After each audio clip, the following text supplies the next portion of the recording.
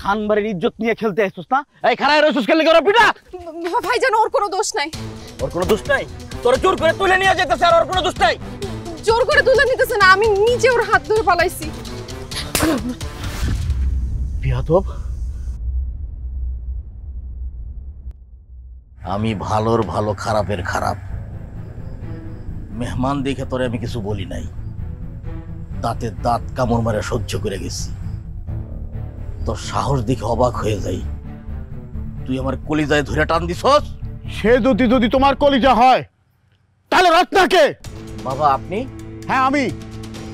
ভুলে গেছো নাকি?